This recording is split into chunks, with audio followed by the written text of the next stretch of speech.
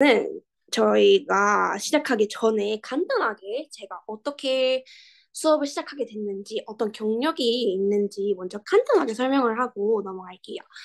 일단 저희 이름은 에리얼 선생님이고요.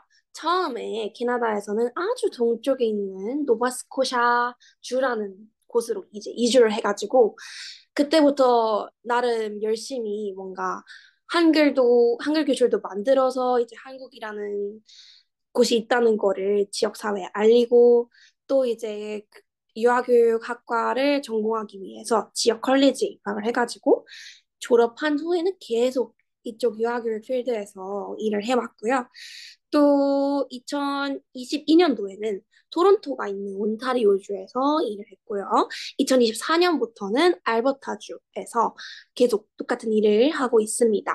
캐나다는 이제 이 유아교육자에 대해서 주별로 각자 다른 요구사항을 가지고, 법적인 요구사항을 가지고 있기 때문에 주 이동을 했어도 내가 이 주에서 유아교육 자격증이 있어도 다른 주로 이주했을 때는 그 주의 기준에 맞게 다시 재신청을 해야 법적으로 일을 할 수가 있습니다. 한국으로 치면은 서울에서 일하다가 경기도로 이주했을 때 새로 다시 신청하는 격이랑 똑같아요.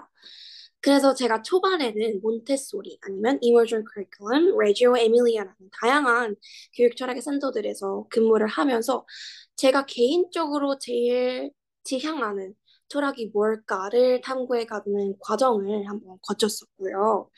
그리고 이후에는 2018년부터 2021년 동안에는 이제 노바스코샤주의 헬리팩스 지역 교육청 산하의 이제 프리-프라이머리 학년의 교실 담당 교사로 재직을 했고요. 한국으로 치면은 부설 유치원 제일 큰 형님 반이라고 생각하시면 될 것 같아요. 그리고 코로나 동안에 이제 테스올 자격증을 따서 온 오프라인으로 이제 과외를 개인적으로 시작을 했고요. 온타리오주에서도 이제 따로 레벨을 따가지고 이제 일을 했고요. 2024년에는 알버타주로 이주를 해서 여기서는 커리큘럼 코디네이터라고 교사 일 플러스 이제 커리큘럼을 뭐라고 해야 되죠? 제작하는 발달 단계를 기준으로 아이들의 연령대에 맞게 커리큘럼 제작하는 역할까지 하고 있습니다. 제가 생각했을 때 캐나다는 무엇이 특별할까를 좀 생각을 해봤는데요. 일단 한국도 이제 유치원, 어린이집 별로 교육부에서 만든 이제 제도와 규정이 있잖아요. 그래서 캐나다도 똑같습니다. 아이들의 건강한 몸과 마음을 지켜내기 위한 제도가 굉장히 엄격하고요. 불시에 주마다 다르지만 불시에 1년에 2번 감사하시는 분이 갑자기 불쑥 오십니다. 그래서 평소에 어떻게 규칙을 지키고 있는지를 검사를 하고요. 그리고 이제 다양한 문화를 존중하고 배려하는 생활 습관을 배우는 게 매일매일 연습하고 있고요. 그리고 이제 캐나다가 이주민이 굉장히 많은 국가이기 때문에 비영어권에서 온 한국도 그렇죠. 비영어권 아이들을 위한 언어 지원 시스템이 주별로 상이하긴 하나 그 시스템이 굉장히 잘 되어 있는 지역들이 있습니다. 그리고 또 원주민도 최근에 이슈가 됐었는데요. 원주민과 공동으로 어떻게 살 수 있는지를 이제 지금은 퇴임하셨지만 저스틴 트루도 총리가 만든 그 공휴일을 통해서 아이들과 같이 이 나라는 어떤지 돌이켜보는 시간도 있습니다. 물론 광활한 청정 자연도 플러스겠죠. 그래서 이 환경에서는 이제 이곳에 사는 아이들은 굉장히 어떤 방법으로 교육을 할지를 제가 오늘 공유를 해드리려고 하는데요. 오늘은 유아학교의 하루 일과는 보지 않을 거고요. 오늘 강의의 주제인 자기주도 학습을 여기서는 어떻게 접근하는지, 그리고 이 접근 방법을 한국의 우리 집에서 어떻게 적용을 할 수 있을지를 먼저 중점적으로 보려고 합니다. 일단 유아학교에서 제일 많이 사용하는 접근 방법은요, 놀이 수업입니다. 아이가 유치부는 아니라서 이 방법을 적용시킬 수 있을까요? 라고 질문하실 수도 있는데, 일단은 놀이 수업이 어떻게 생겼는지, 그리고 이 수업의 가치를 먼저 보여드린 후에 설명을 드리도록 하겠습니다. 이 활동들은 다 제가 직접 촬영을 한 활동들인데요. 이 활동 같은 경우에는 자연에서 온 아이템을 이용해서 아이들의 알파벳을 어떻게 생겼는지, 소리는 어떻게 나는지, 그리고 대소문자는 어떤 차이점이 있는지를 알려주기 위한 활동이었습니다. 그게 이 활동의 목표였고요. 물론 알파벳 카드를 쓸 수 있었어요. 그러면은 돌멩이보다 훨씬 가볍고 휴대하기도 간편했겠죠. 그런데 제가 이 활동에서 굳이 돌멩이를 쓴 이유는 입체적으로 아이에게 접근을 하고 싶어서였습니다. 어떤 활동이 평면적이지 않고 입체적이면요. 일단 기본적으로 평균적인 활동 시간이 늘어납니다. 아이들 자발적으로요. 카드 같은 경우에는 그냥 납작하고 얇잖아요. 근데 이런 돌멩이 같은 경우에는 일단 차갑죠. 피부에 닿는 온도 자체가 차갑고요. 그리고 동글동글하고요. 무게도 있고요.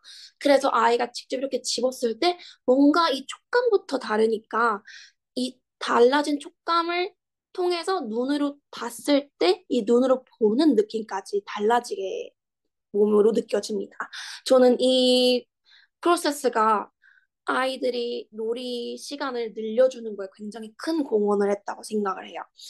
그래서 이제 저는 이렇게 돌멩이로 알파벳을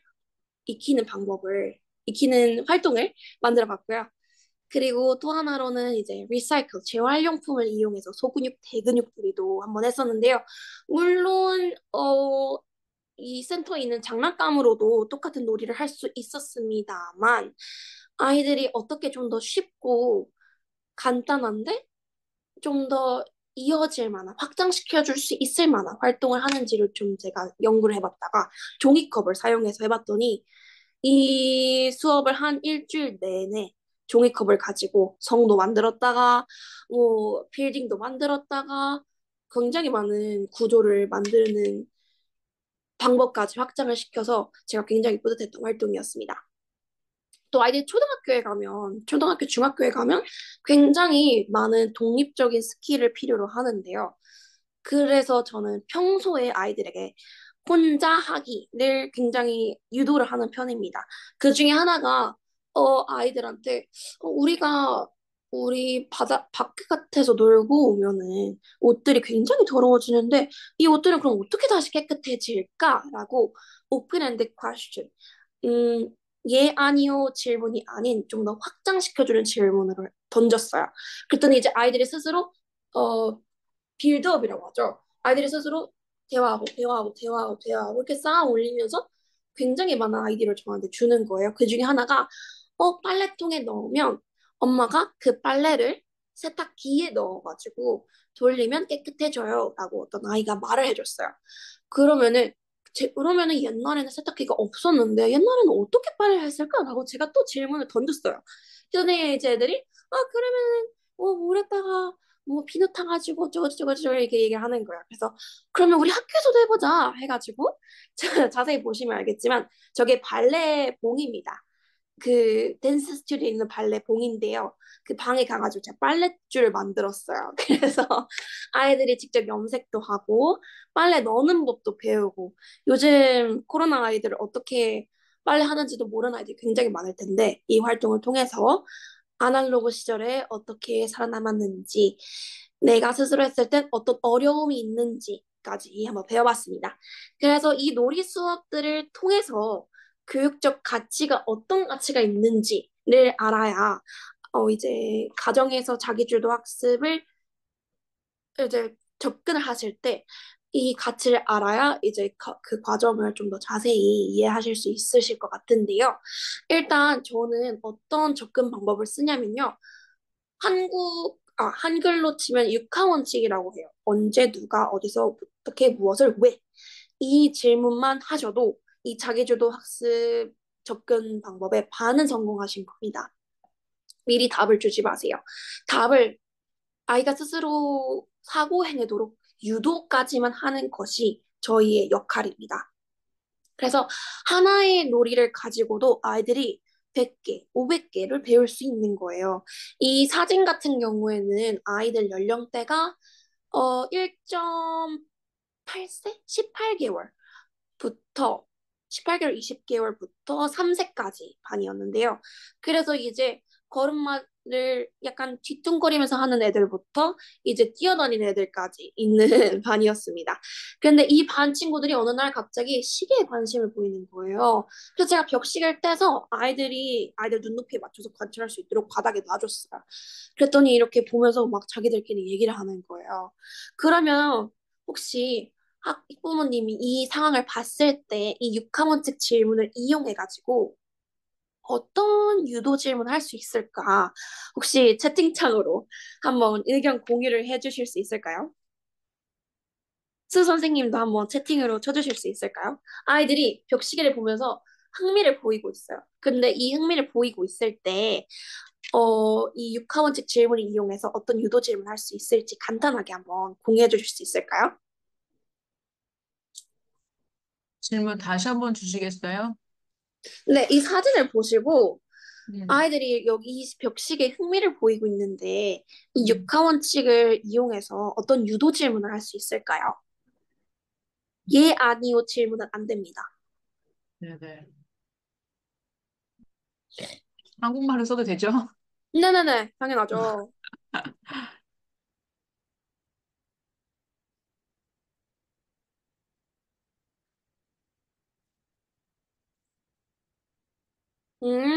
이 시계 자체에 관련해서 맞아요. 이런 질문도 괜찮습니다. 이게 뭘까? 왜 있을까? 왜 이게 바늘이 있을까? 이런 질문을 맞아요. 이 과정 자체도 아이들한테 질문하면 좋습니다. 이렇게 어렸을 때부터 뭔가 닫혀 있는 질문보다 열린 질문을 사고하도록 도우면 좋습니다. 맞아요. 아이들이 이 숫자에 대한 개념이 없는 연령대이기 때문에 이게 무슨 모양이지? 아, 삼각형 모양? 반듯한 선 모양? 이렇게 탐구해 가는 게 가장 좋습니다. 아주 만족스러운 답변입니다. 그래도 요즘 한국에 미운 네 살이라는 표현이 있잖아요. 이 미운 네 살의 특징이 뭡니까? 이제 막 뭐만 하면 왜? 왜? 왜? 이러잖아요. 이런 질문들을 즐기셔야 됩니다. 저는 약간 여기서 질 수 없지 약간 이런 마음으로 계속 타고타고 답변을 열심히 해줍니다. 말도 안 되는 질문까지 갈 때까지 계속 답변을 해줍니다. 그래서 이렇게 이런 질문으로 시작된 자기주도적 학습 효과를 어떤 과정을 통해서 하는지 제가 본격적으로 말씀을 드릴게요. 일단 시작은 흥미입니다. 제가 이 자기주도 학습 플랜을 짤 때요. 어떤 거부터 시작하냐면, 아이가 뭘 할 때 제일 눈을 빛내는지, 아이가 뭘 할 때 제일 오랜 시간 앉아 있는지를 먼저 탐구를 합니다. 어떤 주제일 수도 있고요. 어떤 아이템일 수도 있고요. 캐릭터일 수도 있고요. 아니면 그 활동 종류일 수도 있어요. 주제는 다르지만. 이 흥미는 자기주도 학습의 연료이자 엔진 역할을 합니다. 일단 제가 예시를 하나 보여드릴게요. 이 예시는요, 제가 해석을 해드리자면, 아이들이, 이 제가 바닥에 거미줄 모양으로 테이프를 붙여놨어요. 그리고 작은 거미 모형을 올려놨거든요. 그랬더니 아이들이 이 거미들을 가지고 위로 갔다가 아래로 갔다가 왼쪽으로 갔다가 오른쪽으로 갔다가 하면서 막 궁금해하는 거예요. 그래서 제가 물어봤어요. 열린 질문으로 왜 이 거미가 이 교실 안에 있을까? 라고 질문 던졌어요. 그랬더니 어떤 여자의 하나가 야 거미 하면서 왜 여기 있냐는 투로 막 꽁시렁대는 거예요. 그랬더니 다른 여자애가 아마 이 거미가 집에 가고 있나 봐라고 이야기를 만드는 거예요. 그랬더니 그거 듣고 있던 다른 애가 아니야, 아니야. 이 거미 지금 거미줄 올라가고 있는 거야? 라고 또 다른 의견을 제시를 하는 거예요. 그래서 제가 이 역할을 통해서 아이들한테 알려주고 싶었던 거는 역할놀이라고 하죠. 이 역할놀이를 통해서 아이들이 좀 더 구강 언어, verbal language라고 하죠. 말을 뱉게 유도를 하는 것이 이 활동의 목표였습니다. 그래서 목표는 달성을 했죠. 그러면 이 활동을 제가 어떻게 흥미를 캐치를 했냐는 Circle Time이라는 유아학교에 아주 중요한 루틴 시간이 있습니다. 그 루틴 시간에 제가 굉장히 많은 노래들과 동화책을 읽는데요. 그 노래들 중에 Itsy Bitsy Spider Went Up the Water Spout이라는 노래가 있어요. 근데 이 노래를 그냥 한 번 부르고 끝났을 수도 있는데요. 제가 좀 더 다양한 방법으로 접근하고 싶은 거예요. 그래서 처음에 그냥 평범하게 노래를 불렀다가 그 다음에는 찐짠이 베이비 스파이더 하면서 애기 스파이더를 또 잡으러 두고 The Big Giant Spider 하면서 이번에는 거인거미로 차별화를 뒀더니 아이들이 이번엔 대히트를 친 거예요. 거의 핑크퐁만큼.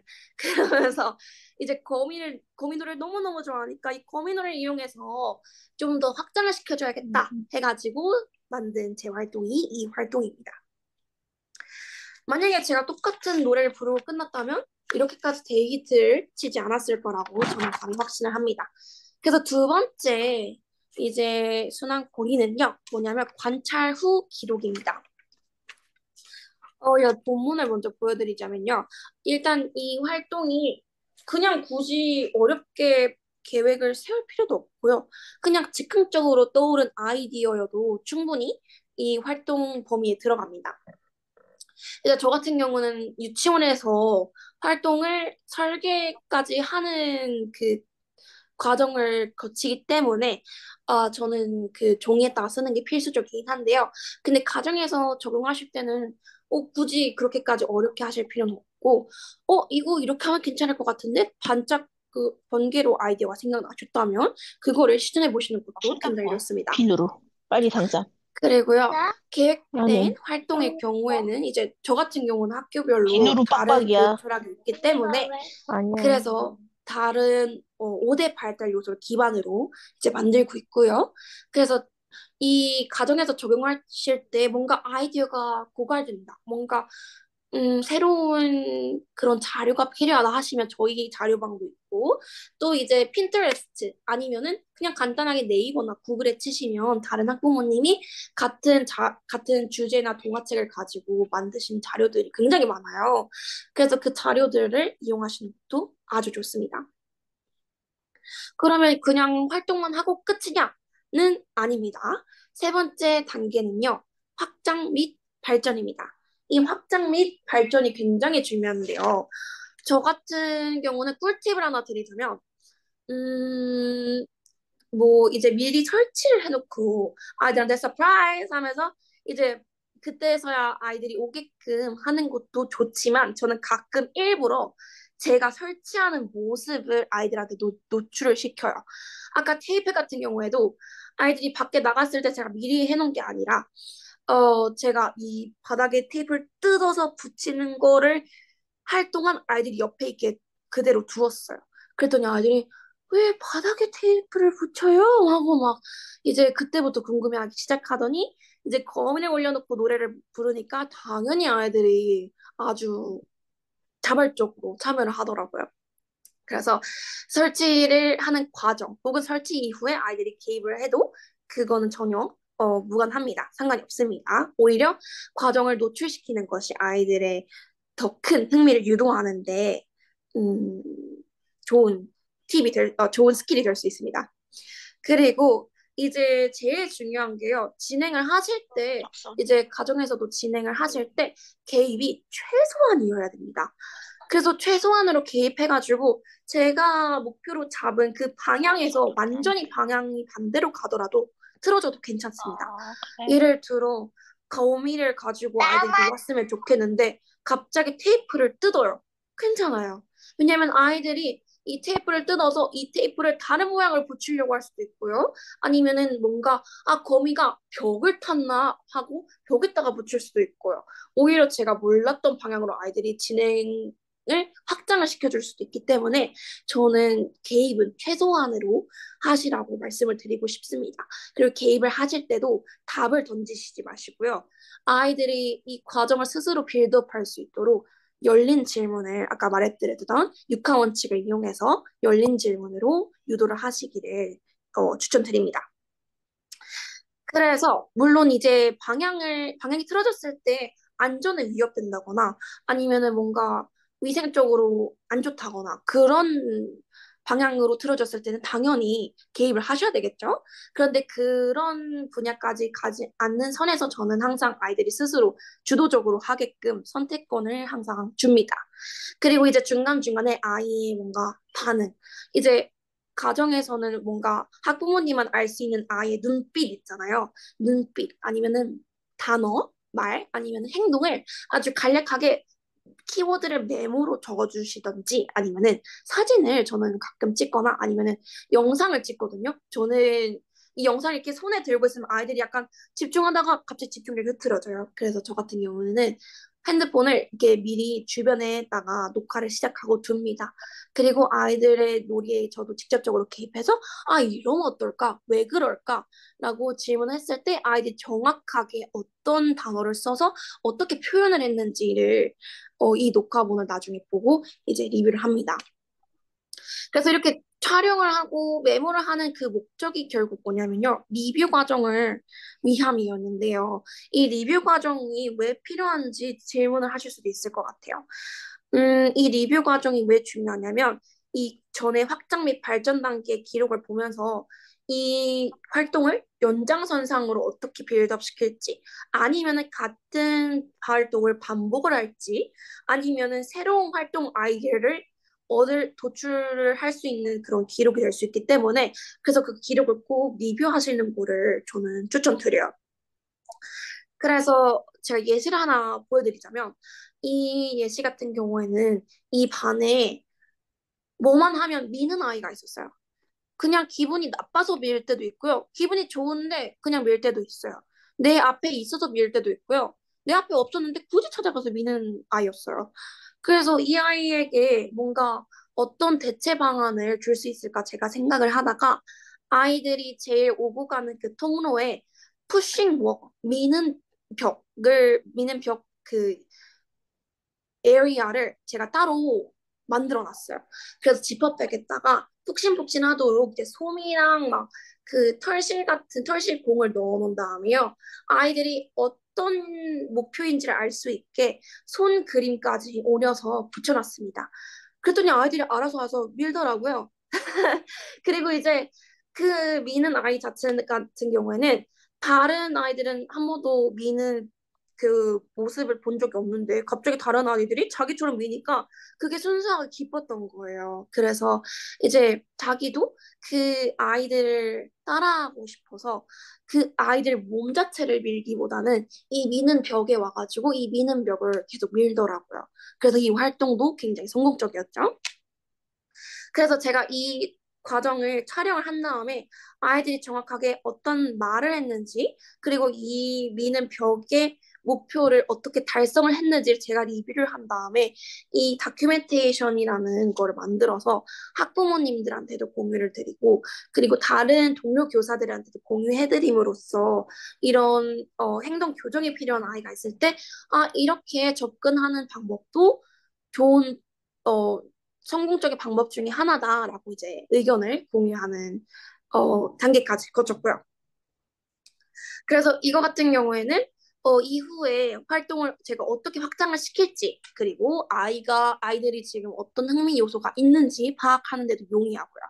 또 아이들이 각자 발달 단계가 아이별로 다르잖아요. 그래서 발달 단계 확인 등에도 필요합니다.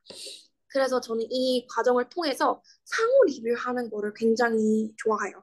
그냥 붙여놓고 끝나면은 아, 나 이렇게 잘했어 하고 자랑하고 끝나버리잖아요. 근데 저는 이 상호 리뷰를 해가지고 아이들한테 그때 이거 밀었는데 느낌이 어땠어? 화날 때 밀는 벽에 가면은 너의 기분은 어땠어? 느낌이 어땠어? 그 이후에는 어땠어? 라고 계속 열린 질문을 하면서 나중에는 제가 어떤 다른 다양한 방법으로 접근할 수 있을지를 아이들이 스스로 알려주게끔 답을 하게끔 유도를 했습니다. 그리고 마지막으로는요, 심화 과정이 있습니다. 여기서 리뷰에서 끝나는 게 아니라 이 심화 과정을 통해서 다시 또 다른 흥미를 발견할 수 있거든요. 그래서 아까 보여드렸던 같은 활동인데요. 이 심화 과정 같은 경우에는 제가 이렇게 바닥에 테이프를 붙여놓고 거미를 올려놓고 끝났을 수도 있겠지만 이 리뷰를 함으로써 이 같은 그 거미가 줄을 타고 올라갑니다. 동화책 노래이지만 이거를 어떻게 또 다른 액티비티를 만들 수 있을까라고 이제 제가 확장 방법을 좀 연구를 해봤습니다. 그래서 이제 거미들을 더 데려와가지고 거미 숫자 세는 방법으로도 접근할 수 있고요. 아니면은 거미 손인형 같은 거를 이용해가지고 거미 역할놀이를 좀 더 다양하게 할 수도 있고요. 아니면은 거미를 만드는 활동을 통해서 이제 소근육 아니면 대근육 활동도 할 수 있고요. 테이프를 뗄 때 왜냐면은 팔 근육과 다리 근육 아이들이 쓰기 때문에 대근육 활동까지 잡을 수 있습니다.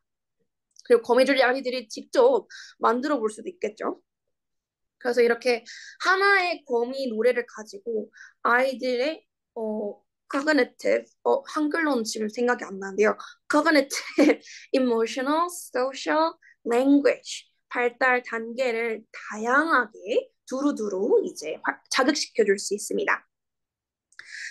그래서 교사 혹은 이제 보호자님께서 하실 때 제가 아까 말씀드렸듯이 따로따로 미리 세팅하고 제공할 수도 있지만 그냥 아이들이 애초에 처음부터 보호자님이 이 세팅 셋업하는 거를 적극적으로 자기 자발적으로 참여하도록 두시는 것도 굉장히 좋습니다. 저는 그 꿀팁을 굉장히 많이 사용합니다. 그래서 이 주도권을 아이한테 맡김으로써 이 과정을 또 기반으로 확장 활동을 반복함으로써 아이한테 어떤 효과가 있냐면요. 자기주도 학습 프로세스를 무의식에 학습시키는 거예요. 이 모든 과정은 다 이 프로세싱을 빌드업하기 위한 과정이었습니다. 굳이 아이가 어떤 거에 굉장히 흥미가 있고 이거를 어떤 활동을 했고 이 활동했을 때 어떤 모습이었어서 또 다른 활동을 어떻게 확장시켜 줄 수 있는지 이 모든 활동 과정의 키포인트는 주도권을 아이한테 맡기는 겁니다. 이 아이한테 맡겨서 보호자님께서는 열린 질문만 했을 뿐인데 이 열린 질문을 통해서 계속 확장을 반복하면서 결국엔 아이의 무의식에 이 자기주도 학습 프로세스를 각인을 시키는 거예요. 체득화를 시키는 거예요. 그것이 이 모든 과정의 목표였습니다. 그래서 이 활동 같은 경우에는 제가 영상으로 보여드려야 되는데요. 잠시만요. 네, 짧은 영상 하나 보여드리겠습니다.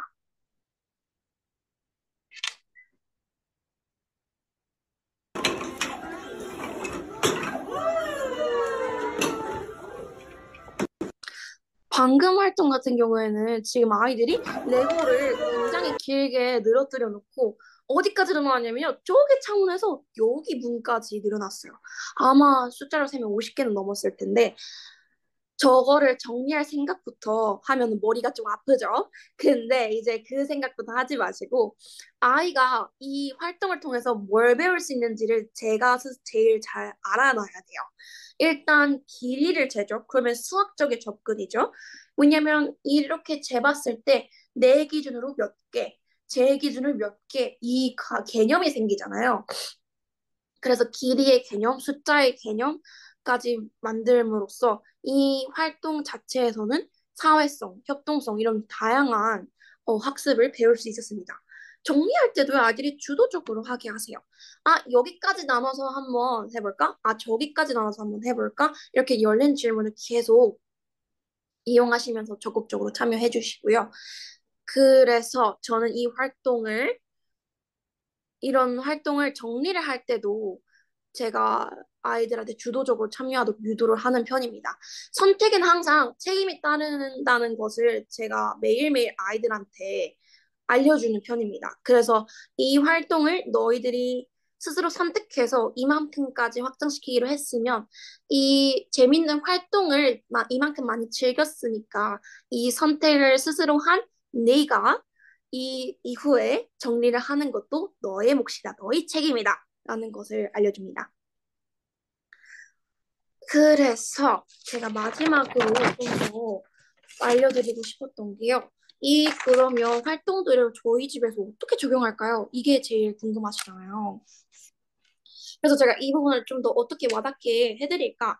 이 부분을 좀 고민을 하느라 조금 이번 주에 자료 공부가 약간 늦춰졌는데요. 일단 첫 번째로는요. 스스로 질문하고 탐구하는 프로세스를 만드는 게 중요합니다. 그래서 유아기 때는 이제 놀이학습 베이스로 아까 많이 보여드린 예시처럼 놀이학습을 베이스로 이제 접근하시는 게 제일 추천드리고요. 그리고 상호 리뷰 과정을 통해서 꼭 심화 과정으로 확장시키는 그 프로세스를 반복을 해주세요. 반복을 하지 않으면 그냥 한 번 하고 다음에는 왜 엄마가 굳이 답 바로 알려줄 수도 있는 걸 왜라고 자꾸 물어보지? 귀찮아 해버릴 수도 있는 거거든요. 그래서 그 반복이 굉장히 중요합니다. 그래서 오히려 저는 어떤 질문을 하냐면요. 그냥 왜? 라고 하면 아이들이 왜긴 왜야 그냥 이렇게 말해버릴 수도 있잖아요. 그래서 저는 일부러 엉뚱하거나 기발한 대답을 던져놔요. 그러면은 아이들이 선생님 그게 뭐예요? 하면서 이거죠. 이건 이렇게 해서 이렇게 해요. 라고 한 7살 형님 반은 자기가 알아서 답을 던져주거든요. 그래서 일부러 엉뚱한 대답을 던지시거나 아니면은 이걸 대화체에 녹이는 거예요. 이거는 이렇게 하면 되지 않을까? 이렇게 하면 어땠을까? 이거 이유가 궁금하다. 라고 그냥 왜? 라는 질문보다는 이거 이렇게 하면 이유가 궁금한데? 라고 대화체에 녹이시는 것도 굉장히 효과적입니다. 그리고 이제 저학년 이제 좀 더 유치부보다 좀 더 형님반들은 일상생활 속에서 익숙한 요소도 되고요. 혹은 생소한 요소도 되는데 이거를 육하원칙을 통해서 대화를 시도를 해보시는 거예요. 그냥 밥 먹다가 그냥 쭉 던지시는 것도 되고요. 아니면은 숙제 공부를 도와주시다가 이거 왜 그러지? 라고 이제 쭉 던지시는 것도 굉장히 좋습니다. 굳이 이제 플랜을 세워가지고 난 이렇게 이런 활동을 하겠어 이게 목표야 라고 거창하게 세우시지 않으셔도 돼요. 오히려 초반에는 좀 이것도 활동인가? 라고 싶을 정도로 접근 방법이 쉬운 것부터 시작을 하셔야 이제 학부모님도 좀 부담이 덜 하시고 아이들도 이거 새로운 건데? 라고 약간 주춤하는 그런 과정도 약간 어, 부드럽게 넘어갈 수 있습니다. 그리고 두 번째로는요. 선택의 주도권을 아이한테 맡기는 겁니다. 이 단계를 할 때 주의를 하셔야 될게요. 선택이 안 되는 옵션도 반드시 확인시켜 주셔야 됩니다. 영어로는 boundary라고 하는데요. 예를 들어서 제가 아까 말씀드렸던 안전 관련 아니면은 뭐 위생 관련 저는 같은 학교이기 때문에 안전, 위생 관련해서는 굉장히 엄격합니다. 그리고 regulation 학교 규칙에 어긋나는 것도 당연히 선택 옵션을 없어야 됩니다. 그리고 저 같은 경우에 개인적으로 manner, 예의도 저는 이 범주에 포함시키는데요. 아이가 뭔가 자유롭게 선택을 하되 이런 예의를 넘어가는 발언이나 행동을 했다. 그럼 거기서 잠깐 스탑을 시켜줍니다. 그리고 가정에서는요. 뭔가 선택권이 없는 옵션이 뭘까 제가 생각을 해봤는데요. 아이가 그날따라 유독 뭔가 무기력해요. 그래서 제가 이런 활동 혹은 뭔가 질문을 했을 때 뭐가 해도 그냥 아니 별로 싫어 뭐 이런 식으로 한다거나 아니 이런 식으로 이제 학습 과정 전체를 무산시키는 행동을 한다거나 아니면은 제가 뭔가 이거 한번 찾아보자라고 했을 때 그냥 한번 복사 붙이기 하고 끝 뭐 이런 식으로 뭔가 학습 효과를 아예 무산시키는 그런 선택지는 저는 아예 주지 않으셨으면 좋겠습니다. 물론 아이가 그날 컨디션이 별로였을 수도 있어요. 그러면 더 컨디션이 좋은 날에 다시 하면 돼요. 하지만 이제 컨디션 좋고 뭔가 흥미도 보이는 것 같은데 그냥 대충 하고 넘어간다? 그런 선택지는 저는 애초에 조금 권유하지 않으시는 거를 추천드립니다. 그래서 제가 예시를 한번 학부모님들한테 여쭤보고 싶은데 일단 방법을 먼저 설명드릴게요. 그래서 이 학습 활동을 주제 선택부터 표현 방법을 아이가 스스로 선택하도록 유도를 한번 해보세요.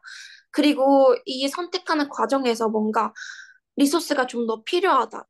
이 접근 방법이 그냥 단순히 읽기 말고는 모르겠다 하시면은 구글에나 아니면 네이버에 조금만 서치해 보시면은 정말 정말 다양한 리소스가 있거든요. 아니면 저희 자료방에 질문해 주시면 이 주제를 어떻게 어프로치 할 수 있는지 아이디어 공유가 필요하다고 말씀해 주시면 제가 언제든지 링크 혹은 파일들을 바로바로 보내드리도록 하겠습니다.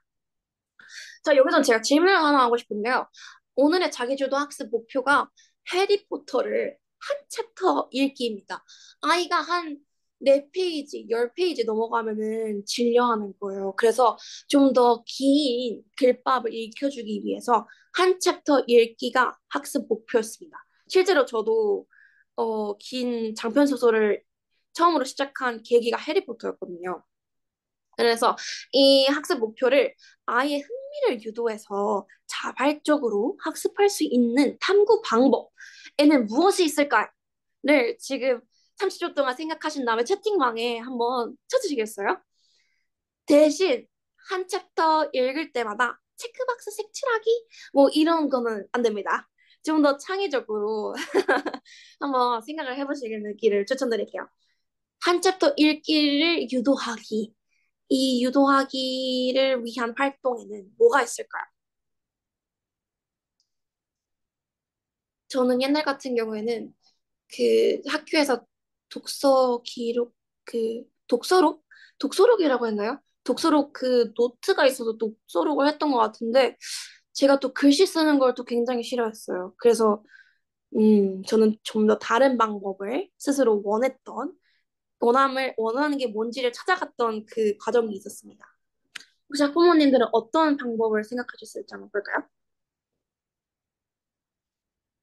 음, 오, 네. 마법 주문이 나올 때마다 그것도 좋죠. 역할놀이를 하는 거죠. 이게 역할놀이를 통해서 저 같은 경우는 굉장히 소심하고 굉장히 내향적인 아이였거든요. 그래서 내 상상 속의 인물을 통해서 대화를 하고 이 역할을 수행함으로써 좀 더 자신감이 생기고 그런 사회 활동을 좀 자극시켜주는 효과도 날 수 있겠습니다. 그리고 이 해리포터를 읽어보시면 알겠지만 그 시리즈별로 주문이 다르게 나와요. 그러니까 주문이 굉장히 많은데 1권에서는 뭐 한 10가지 나왔다면 2권에서는 5가지가 좀 더 추가되는 거예요. 그래서 다음 챕터는 뭐가 나올까? 어떤 새로운 주문이 나올까? 하면서 그런 흥미도 유도를 시켜볼 수가 있겠죠. 저는 굉장히 좋다고 생각합니다. 저 같은 경우에는 어떤 예시를 한번 생각을 해봤냐면요. 내가 이거를 만화책으로 만들었을 때 이 장면은 어떻게 그릴 수 있을까? 챕터별로 내용이 다르죠. 그래서 1챕터에는 이 장면을 만화로 그리고 싶은데 하고 만화로 한번 그려보고 이 챕터는 이 내용이 제일 재밌었는데 하고 마법봉을 든 그 모습을 그려보고 저는 그림 그리는 거 굉장히 좋아했거든요. 그래서 이런 식으로 접근하시는 것도 좋습니다. 이 1챕터와 2챕터 내용은 분명히 다르기 때문에 그래서 아이가 만약에 그림을 그리는 걸 좋아한다? 그러면 이 챕터에서 제일 재밌는 내용 한번 그려볼까? 하고 이 챕터 읽기 과정을 지루한 그 엉덩이 아픈 과정이 아니라 이거 그림 그리고 싶다라고 이제 흥미를 유도를 하는 거죠. 아니면은 같이 학부모님을 읽으신 다음에 OX 퀴즈 내는 것도 좋을 것 같아요. 해리가 개구리 초콜릿을 받았다, 안 받았다. 이렇게 OX 퀴즈 내는 것도 재밌을 것 같습니다. 마지막으로는요, 이제 질문하는 가족이 되시는 거예요. 아까 중요했던 육하 원칙 있죠? 그 육하 원칙을 그냥 학습 과정뿐만 해서가 아니라 일반적인 매일매일 대화체에서 조금 더 녹여보시는 거예요. 숙제 검사할 때도 녹여보실 수 있지만 그냥 저녁 밥 먹고 학교에서 무슨 일이 있었는지 얘기를 하다가 아니면 학원에서 무슨 일이 있었는지 얘기를 하다가 학습적인 주제가 아님에도 불구하고 이거를 육하원칙 질문을 통해서 대화를 하시는 거예요. 예를 들어서 그냥 학원에서 돌아오는 길에 붕어빵을 사 먹었대요. 어? 국화빵도 있는데 국화빵 너무 옛날 건가요? 델리만주도 있는데 왜 붕어빵을 샀어? 붕어빵은 왜 1,000원에 2마리일까? 작년에는 1,000원에 3마리였는데 왜 2마리로 바뀌었을까? 이렇게 경제적인 부분으로도 어프로치를 할 수 있는 거잖아요. 그래서 육하원칙을 통하면은 일상적인 주제도 저도 모르는 새 학습적인 방법으로 접근이 가능합니다. 그래서 이렇게 직접 미리 답을 주시기보다는 이런 육하원칙 질문을 통해서 아이의 자발적인 사고를 유도하시는 게 키포인트예요. 직접 답을 주면은 약간 비유를 해보자면 빠르고 간편해요. 그래서 음식으로 치면은 인스턴트입니다. 컵라면, 핫바 이런 거예요. 그래서 빠르고 간편한데 소화는 잘 안 됩니다. 근데 이런 육하원칙 열린 질문은요.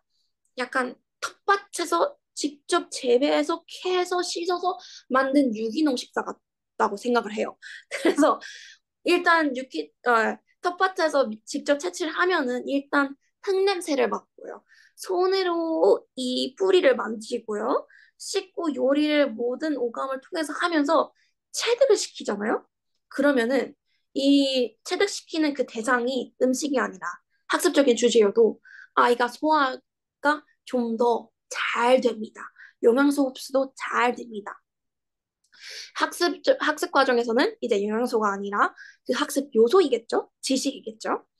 그래서 이제 질문을 하실 때 그걸 어떻게 풀려고 했던 거야? 라고 그 풀이 과정을 들여다보시던지 아니면은 다른 방법이 있을까? 하고 엉뚱한 방법도 좋아요.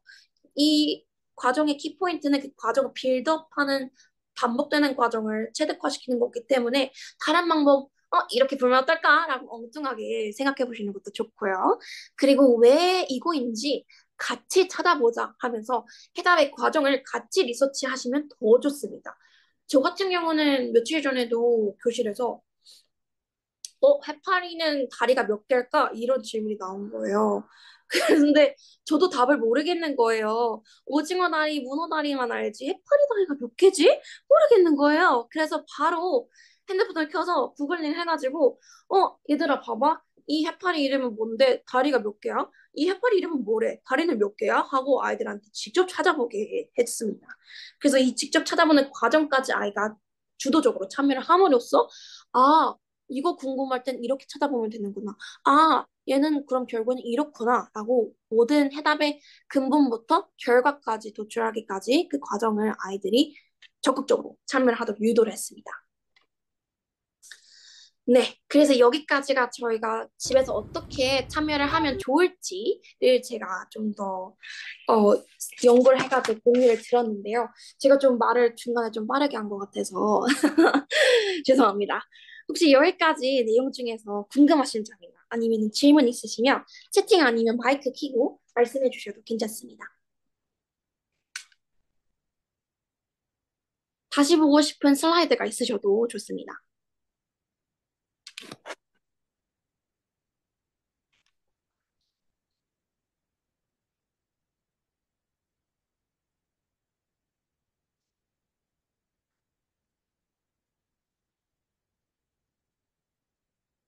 약간 자료를 서치를 하실 때 한글로도 서치를 해보시고 그거를 번역기를 통해서 아니면 저희 자료방에 도움 요청해 주시면 영어로 번역을 해서 구글에 서치를 하셔도 좋아요.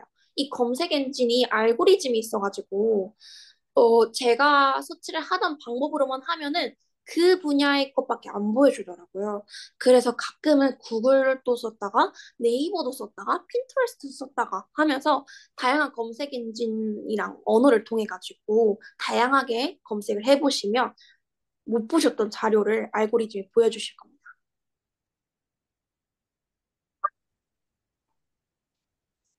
혹시 질문 더 있으실까요?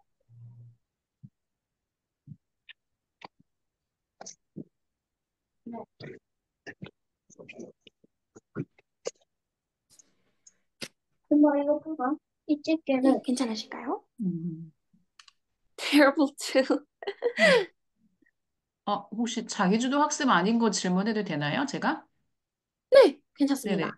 유치원에서 어머니들 아이들 키우다 보면 훈육이 제일 조금 고민되는 부분 중에 하나일 건데 자기주도 학습하고는 조금 빗나가는 주제이긴 한데 네, 캐나다 유치원에서는 아이들이 싸우거나 그럴 때 선생님 말 네네. 안 듣거나 그럴 때 어떻게 훈육이 들어가나요?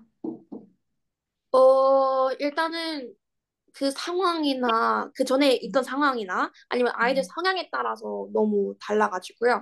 근데 이제 제일 기본적으로 지키는 규칙이 아이들이 다칠 위험일 때는 무조건적으로 바로 개입을 합니다. 일단 떨어뜨려 놓고요. 그리고 두 번째로는 이제 해결을 해야 되는데 연령대가 말이 통하는 연령대다. 그러면은 최대한 논리적으로 접근을 합니다. 이게 자기주도 학습이랑 그렇게 무관하지도 않은 게요. 음, 자기주도 학습의 키포인트가 아이들이 스스로 사고를 함으로써 자기가 어떻게 자발적으로 탐구하고 결과를 도출해낼 수 있는지가 키포인트였잖아요. 그래서 훈육을 할 때도 약간 비슷합니다. 아이가 왜 선생님이 지금 여기서 개입을 했는지, 왜 이걸 하면 안 되는지, 그리고 이걸 함으로써 일어날 결과가 무엇인지, 그 결과를 내가 원하는지, 안 원하는지, 안 원한다면 내가 어떻게 행동을 고칠 수 있을지, 이 모든 과정을 아이가 스스로 생각하게끔 저는 유도를 하는 편입니다.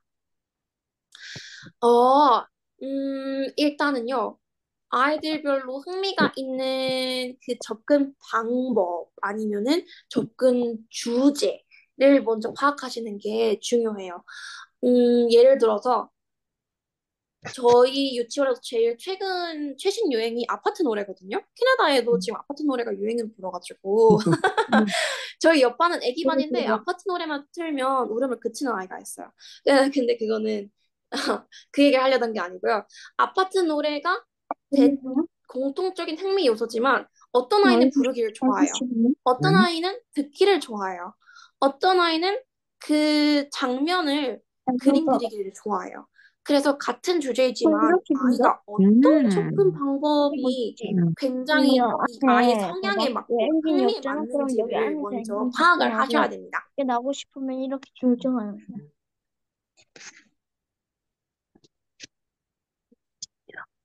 어, 에이든 어머니, 그 뭐죠? 맥스 어머니 답변이 되셨을까요? 답변이 됐을까요? 네네. 네, 혹시 감사합니다. 괜찮으시면 그 아까 해리포터 책 네. 마법 주문이 나올 때마다 그런 활동을 해보는 것, 이거 효과가 있는데 혹시 어머니가 해보신 것 같아요. 이거 마법 주문 이거 어떻게 외우는 거예요? 애기한테 외우라고 하나요? 잠시만요. 그래서 얼굴 보여? 잠시만요. 네. 이 주문을 하나하나씩 한글로 먼저, 잠시만. 네네. 한글로 먼저 적어 놓은 다음에 음, 음. 네. 그 장면을 캡처를 해서 아, 네. 그거를 따라 하게끔 음, 네, 지팡이 하나 던져주면서 그렇게 먼저 유도를 한 다음 마법 네. 주스 같은 거를 액체 그냥 물감 섞어서 그렇게 음. 해보고 젤리를 이용해서 네. 이렇게도 해보고 저 몇 가지를 음, 해봤었거든요. 승원이를 직접 그렇게 데리고 하신 거예요, 어머니께서? 네네, 그 원서 읽기가 너무 힘드니까 중간중간에. 맞아요. 음. 맞아요. 해리포터 쉽지 않아요. 네. 벌써 읽었구나. 그렇게 어머니께서 좀 흥미롭게 접근해 주셔서. 맥스 같은 경우는 자동차를 좋아하니까 이렇게 자동차를 매개로 해서 뭔가 활동에 들어가면 좋을 것 같아요. 아까 흥미 유도가 힘들다고 하셨는데 자동차를 좋아하니까 처거를 소재로 해서, 처 캐릭터가 나오는 책을 읽히거나 저걸로 뭔가 활동을 하면서 이렇게 영어 문장을 이렇게 뭐 Shall we build a car? 뭐 이런 식으로 이렇게 문장을 아이가 그걸 하면서 조금이라도 할 수 있게끔 유도하시는 방법. 뭐라도 애가 좋아하는 걸 소재로 같이 시작을 해야 돼. 거기서부터 시작이 돼야 돼요. 네. 그래서 아이는 자동차를 좋아하는데 엄마가 요정 좋아하는데 엄마는 요정으로 수업하고 싶어. 그럼 애기는 당연히 안 받아들이죠. 네. 튕겨져 나오죠. What's that? What do you have today? 레고. Lego? 네네. Oh my gosh. I see four wheels. One, two, three, four, right? 사하나 이호 이사님 아이가 몇 살이에요? 혹시 질문 있으실까요? 아이 연령에 맞는? 지금 켜놓고 안 들으실 수도 있어서. 네네. 그 레고 같은 경우에 제가 지금 잠깐 반짝 생각이 난 게요. 네. 저희 반 아이 덕분에 제가 알았던 게 레고 영화가 있어요, 어머니. 그래서 레고 영화도 있고요. 레고 OST도 있습니다. 그래서 그 OST 뮤직비디오를 보시고 그 가사도 괜찮고요. 그 오, 노래가 네네. 굉장히 약간 어, 어른들이 들으시면 이 정신없는 노래는 뭐야 하는 노래였긴 했는데요. 근데 그 가사부터 시작하시는 것도 좋습니다. 저는 그 레고 영화가 갑자기 지금 생각이 났는데요. 아니면은 레고 웹사이트에 레고 상품별로 그 상품의 제목 그리고 뭐 설명 아니면 거기 리뷰도 있거든요. 미국 공식 홈페이지에 보시면. 그래서 그 네. 리뷰를 보면서 이 사람이 이 레고를 이렇게 표현했구나. 이 사람이 이 레고는 어땠구나라고 읽는 연습도 괜찮은 것 같습니다. 네. 좋은 방법이에요. 네. 네네. 음, 알겠습니다. 좋은 아이디어 네. 감사합니다. 네, 혹시 질문 더 있으실까요? 네. 아니요. 아. 맥스야 질문 좀 올려줘. 오늘 여기까지 하고요. 네, 수업해주신 우리 엘리오 선생님께 감사드리고요. 네. 혹시 저기 뭐죠? 그 되신다고 하면 시간이 되시면 간단하게 후기 주시면 준비하신 엘리오 선생님한테 좀 도움이 될 것 같고요. 다음에는 우리 테드 수업이잖아요. 네네. 네, 테드 수업에 혹시 연령이 참석할 수 있는 연령이면 알겠어요. 네, 들어오시고요. 네, 다음 달에도 좋은 부모 교육 강의 부탁드리겠습니다.